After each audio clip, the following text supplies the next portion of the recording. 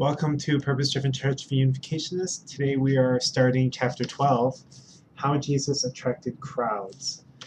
So Rick Warren is sharing about how when you look at the Bible, one of the things that was really impressive about Jesus is that he could attract large amounts of people, multitudes of people.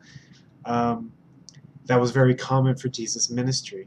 And he says that Christ-like ministry still attracts crowds. You don't have to use gimmicks or compromise your convictions to gather a crowd, and you don't have to water down your message. But you do have to minister to people the way Jesus did. He says, what attracted large crowds to Jesus' ministry?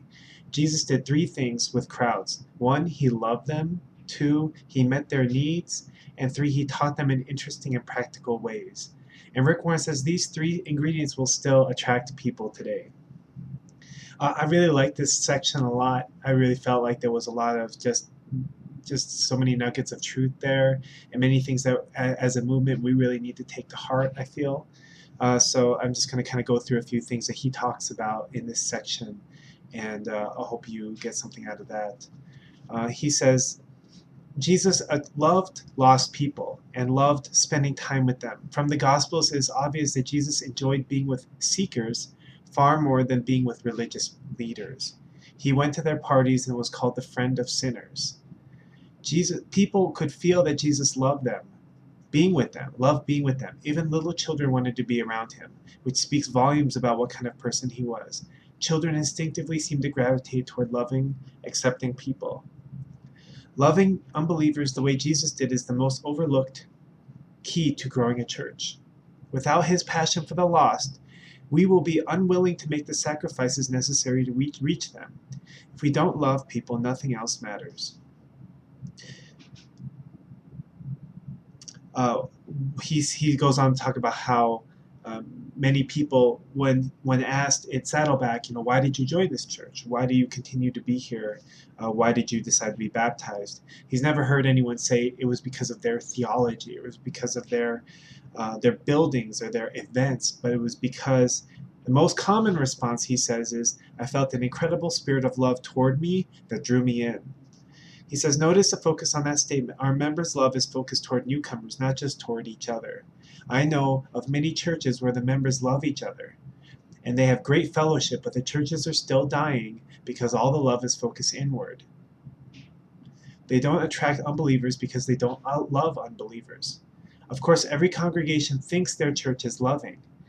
I love this. He says, that's because the people who think it's unloving aren't there anymore. Ask typical members and they will say, our church is very friendly and loving. What they usually mean is, we love each other. We are friendly and loving to the people already here. They love the people they feel comfortable with, but that warm fellowship doesn't automatically translate into love for unbelievers and visitors. Some churches point to their lack of a crowd as proof that they are biblical, orthodox, or spirit-filled.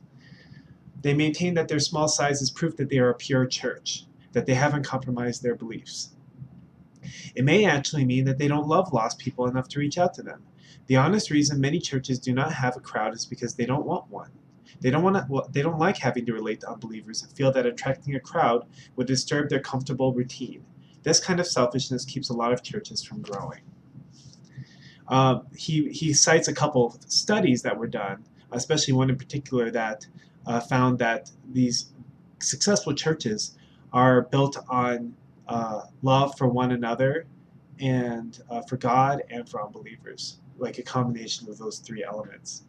He says one of the primary reasons for Saddleback's growth is that we love new people, we love visitors, and we love the lost. And that is expressed through their actions. Willingness for the members to park further away so that guests could park closer in. Willingness for the members of their congregation to sacrifice their seating, the nice seats that they like for people if there's not enough seats, or offer their coats if it's a cold day and things like that. He says it is a myth that large churches are always cold and impersonal, and that small churches are automatically warm and loving. Size has nothing to do with love or friendliness. The reason some churches remain small is because they aren't loving. Love draws people in like a powerful magnet. A lack of love drives people away. So that's it for today, and tomorrow we'll look at creating an atmosphere of acceptance. Thank you. Have a great day.